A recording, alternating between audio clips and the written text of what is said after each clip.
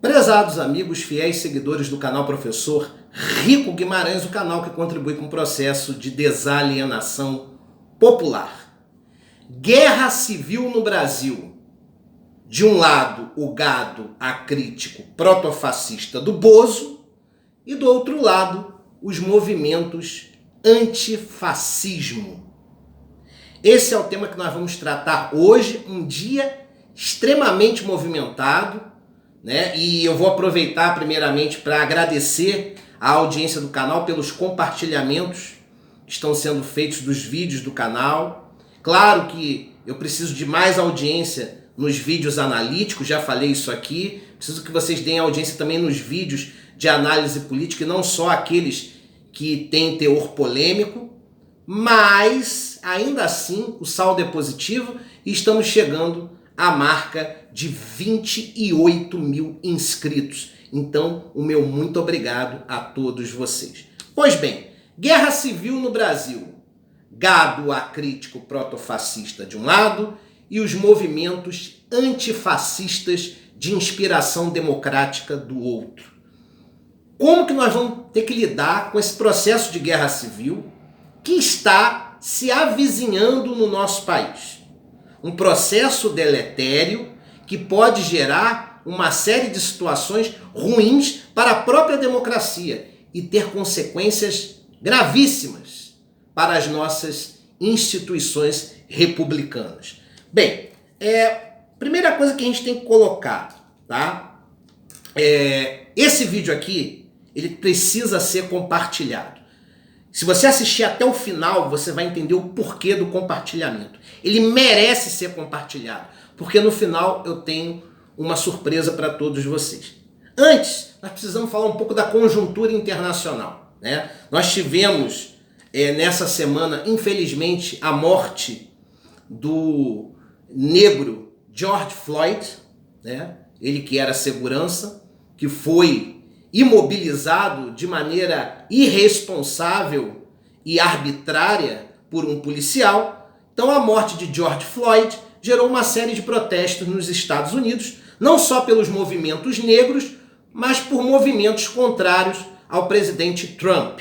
E aí, esses movimentos nos Estados Unidos, legítimos, que reclamaram a arbitrariedade contra George Floyd, que culminou com sua morte, também respingaram, por consequência, em outros países. Na Europa nós tivemos manifestações, na América Latina, na África e também no Brasil. E claro, mais uma vez a dicotomia reacionários e progressistas ficou em evidência. Por quê? Porque, claro, nós progressistas reclamamos o que aconteceu com George Floyd nos Estados Unidos, com todo o racismo que existe naquele país. E fizemos um liame, ou seja, um vínculo com o que acontece no Brasil, que é um racismo estrutural, institucionalizado, com características diferentes da dos Estados Unidos, mas não menos racismo. E aí, se os progressistas pegam a narrativa contrária ao racismo de um lado, obviamente que os representantes protofascistas do gado acrítico do Bozo pegam a narrativa para o outro lado, a narrativa de defesa dos ideais fascistas, de que o racismo é vitimismo, de que até existe racismo, mas os progressistas potencializam esse debate. A esquerda, ela majora muito o debate do racismo no Brasil, usando de um vitimismo que não deve ser considerado. Então vejam que esses grupos que formam o gado acrítico e alienado do Bozo tomaram de empréstimo as manifestações contrárias àqueles que combatem o racismo. Então isso veio para cá, tá certo? E hoje, infelizmente, tivemos um dia de enfrentamento. De um lado, as forças protofascistas do gado acrítico do Bozo e do outro lado, né, o conjunto antifa, ou seja, os movimentos antifascistas de inspiração democrática, vinculados muito as torcidas organizadas de clubes de futebol, mas também movimentos auxiliares nesse processo, movimentos de inspiração política. Primeira coisa, estão falando que as torcidas organizadas estão sendo financiadas por partidos de esquerda. Eu não vou duvidar disso não. Talvez seja verdade, mas não sejamos hipócritas. Os movimentos protofascistas do gado acrítico do Bozo, esses movimentos também estão sendo financiados por partidos de direita, por instituições conservadoras e reacionárias. Não vamos ficar passando pano nem para um lado nem para o outro, porque é uma guerra de narrativas e existe uma inspiração política por trás disso. Agora, o mais importante é o seguinte, tá? Eu falei isso num outro vídeo aqui semana passada. Existem os braços do gado acrítico do Bozo. O primeiro braço de inspiração religiosa, liderado por Damares Alves, e o chamado Exército dos 300, que fez um papelão ontem em Brasília, inspirados na Ku Klux Klan, né, uma organização extremamente racista dos Estados Unidos. Claro que eles fizeram de um jeito que ficasse claro que eles apoiam esses movimentos, que eles são sim preconceituosos, mas fizeram de uma maneira meio hipócrita para poder disfarçar, para quando os progressistas começarem a criticar, eles falaram, vocês veem problema em tudo. Não tem nada de Ku Klux Klan, nada disso. Entendeu? A maneira que nós nos vestimos foi apenas uma provocação, porque no fundo, nós não somos fascistas. Vai enganar outro, mas é isso que eles querem gerar polêmica e depois tentar desconstruir a narrativa da esquerda. Essa é que é a verdade. Então nós temos esse grupo religioso, liderado pela Damares Alves, que tem lá aquela idiota da Sarah Winter, né, liderando o Exército dos 300, que fez questão de se ornamentar como se fosse uma Ku Klux Klan tupiniquim, ok?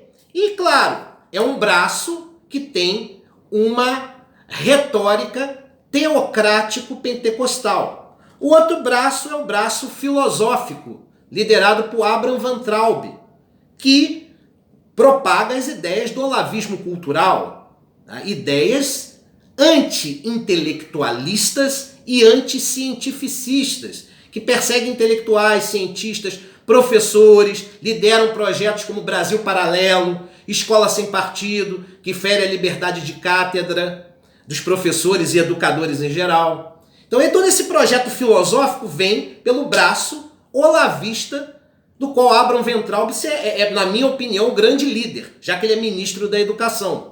Um outro braço importante, que não está tão identificado como o governo Bolsonaro, mas que faz parte dele, até enquanto o governo tiver força para se sustentar, é o braço liberal, liderado por Paulo Guedes.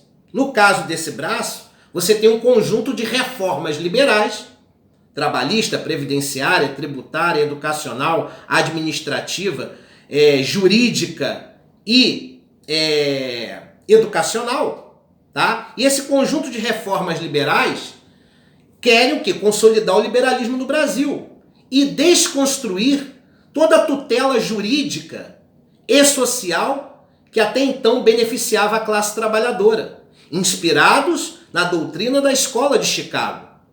Um quarto braço é o braço militar, liderado por General Heleno, tá? Que é o chefe do GSI, que já colaborou lá atrás no governo Geisel, na ditadura civil-militar, e que é capaz de tudo para dar legitimidade e legalidade às loucuras de Jair Bolsonaro, certo? Esse é o braço autoritário. Não que os outros não sejam, mas esse é legitimamente autoritário, tá? E tem uma narrativa de resgate do movimento de 1964, né? Todo aquele movimento que culminou com a ditadura. E existe um quinto braço também autoritário, que é o braço miliciano. Esse é um braço civil, apesar de ter a participação e colaboração de militares aposentados, em conluio com policiais, bombeiros e agentes de segurança pública em geral, ainda assim ele é um braço civil. Por quê? Porque esse braço miliciano, na minha opinião, é o mais perigoso de todos. Ele se confunde com os outros 4 braços que eu citei, certo? E esse braço miliciano, ele é financiado pelo escritório do crime, tá certo? E essas milícias civis e grupos paramilitares estão espalhados por todo o Brasil, centralizados no estado do Rio de Janeiro, né, em regiões onde tem a colaboração de pastores de igreja, comerciantes, policiais na ativa, militares da ativa. Por isso que eu digo que esse braço, ele é um braço auxiliar do braço anterior que eu citei, que é o braço militar. A diferença é que o braço militar, ele é institucional, ele é legal, enquanto que o braço miliciano, ele é ilegal, ou seja, ele pratica atos ilícitos, certo? Mas é um braço até muito mais eficiente. Por quê? Porque esse braço, ele propaga ideias reacionárias. E ele é alimentado por dinheiro que vem até do exterior. E aí, esses braços, eles colaboram em conjunto. E todos esses tentáculos, né, ou esses múltiplos braços, eles são sustentados na internet pelo gabinete do ódio de Carlos Bolsonaro, que está acima dos braços, certo? Que é o líder desse processo, só estando abaixo do Jair Bolsonaro, obviamente. Ok? Então eu queria dizer o seguinte, em homenagem a George Floyd, tá?